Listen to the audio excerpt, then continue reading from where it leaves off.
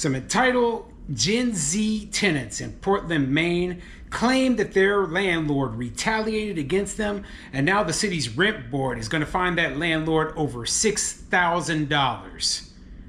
I'm Tony, and this is Real Estate Investing and Landlord News. Alright, so I have an interesting article for you today, and it's an update to a video that I did just a short while ago. It was titled, Gen Z tenants surprised landlord evicted them after forcing the landlord to cut rents, right? And so basically we have a story of these tenants who agreed to pay a certain amount of rent when they moved into an apartment, right? And then did some research after they moved in, realized that the previous tenant was only paying X amount, and that the increase, the amount of rent that they agreed to pay when they signed the contract was more than the allowed rent increase according to the city's rent control law. So they went and they said, hey, we're going to force this landlord to cut our rents.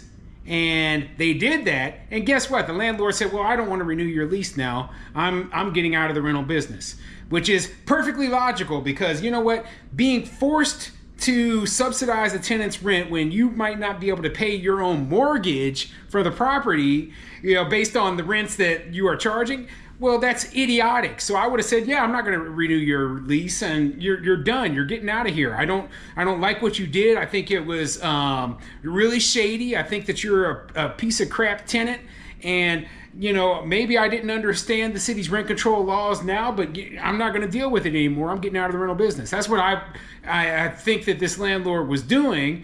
And you know what? They claimed that no, it was retaliation. Well, maybe it was retaliation. Maybe it wasn't. But it's completely unfair to say, hey, we're going to give these tenants, not only are we going to force this landlord to cut these people's rent, right? But then you have to pay them $6,000 on top of that. What a joke. I mean, come on. I hate rent control with a passion. I hate socialist systems. I hate these idiotic governments who think that they understand how much it costs to run your rental properties. They have no clue. They have no clue. They're a bunch of idiots. The city's rent control board up in Portland, Maine, they are complete idiots. Okay? Idiots. And if I was a landlord up there, I'd get the heck out of that city. How many times do I gotta say this, right? Go where you're treated with respect. Go where your property rights are respected. Go where the Constitution is respected. Do not go to a place where they put artificial government price controls on stuff that make it so that you lose money every month so that some moron can live cheap. That's dumb. Who would model their business plan around, I'm gonna make sure that this tenant has affordable housing? What about you? Huh? Did you put hundreds of thousands of dollars, if not millions of dollars, into properties, and you're not allowed to make any money? Well, why would you invest that way? I wouldn't. I'd just put it in the stock market or put it somewhere else where I can actually be allowed to make money. Okay? This whole story is ridiculous. I'm frustrated about it, but you know what?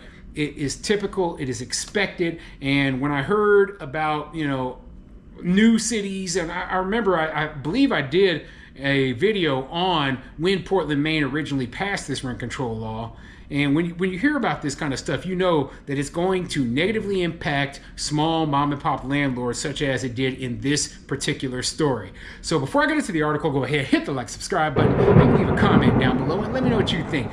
Do you think that it is retaliation to get out of the rental business after somebody forces you to cut your rents to where you no longer can make a profit? Is that retaliation? I'm just curious what the other people on here think, because that is exactly what happened in this story, okay? You have to cut your rents to where you're no longer making a profit, and they call that retaliation. Whatever. Anyway, I'm going to get into the details of this whole thing and let you know what I think. So let's get into it. This article is coming from WGME.com, and it says, Portland Rent Board finds landlord retaliated against tenant after complaint. Let's get into it. At a meeting Wednesday night, the Portland Rent Board found a landlord in the city in violation of retaliation against their tenant after complaints over rent control issues. The city has seen dozens of landlord violation complaints since the creation of the rent control ordinance, but most result in minor fees or the payback of overcharged rent.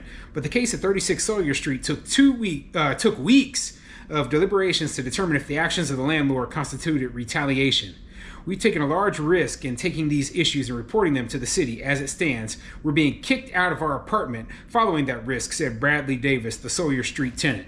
Yeah, the guy here, he's a piece of crap. He's a piece of garbage, okay?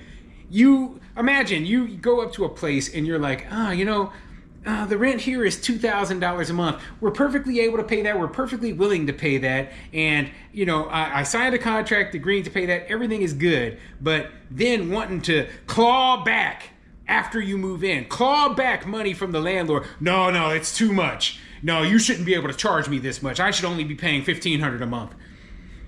I'm just using these numbers as example. That's not the actual numbers in this story.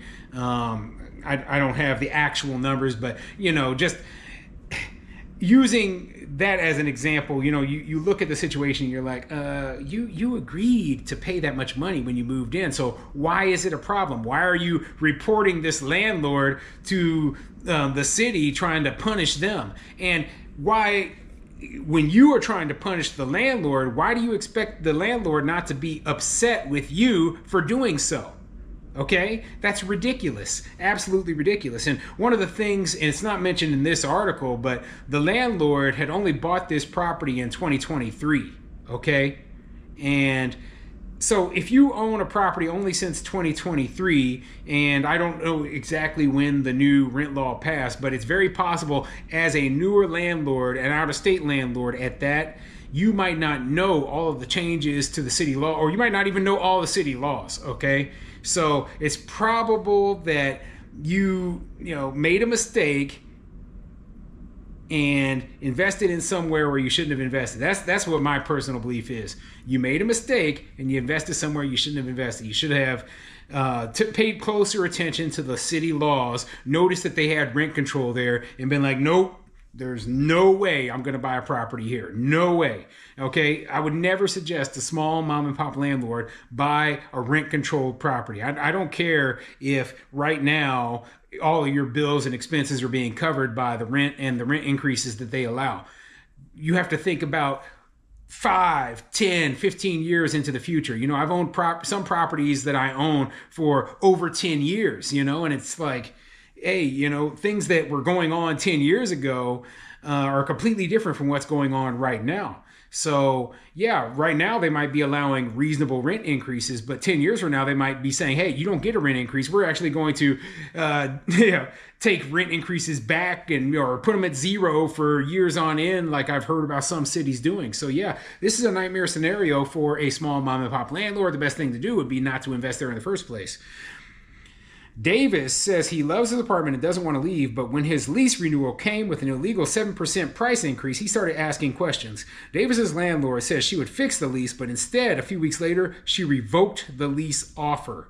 My rights have been violated and continue to be violated, said Davis, and yet I am the only one who is still facing negative consequences. You're not facing any negative consequences, okay? You screwed this landlord over. All you would have had to do is just shut the heck up. Pay the rent that you agree to pay and not worry about whether the rent increase is illegal or not, especially when you start looking into the past and then trying to get the landlord to pay you back money that you agreed to pay. That's stupid, okay? That would be like saying, hey, I'm going to go down here and rent a car and I agree to pay $200 a day to rent this car, but then after you move in, you saying, oh, no, I looked in the law and it says that I should have been charged more than $150. So I want you to give me my $50 back.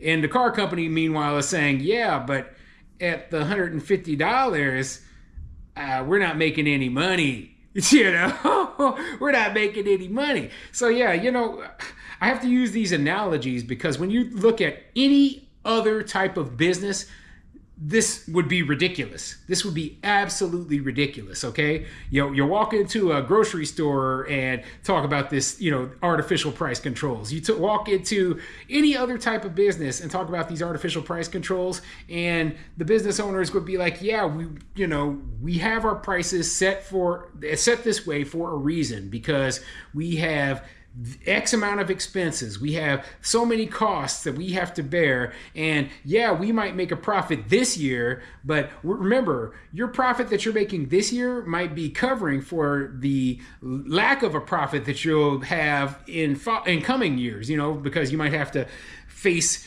huge storm damage or so, you know what I mean? So people don't understand that sort of thing. They only see the right here and right now. Like, right now, you're making a profit. Well, yeah, but if I don't keep my rents up, I won't be able to maintain that profit. My rights have been violated and continue to be violated, said Davis, and yet I am the only one who is still facing negative consequences. The apartment landlord, Elizabeth Kane, says she removed the offer because she's planning to move back to the Sawyer Street apartment. She says her current home in California is damaged and uninhabitable. These unexpected circumstances caused our family to reconsider signing our lease with anyone for an extended period of time, Kane told the rent board at a meeting earlier this month.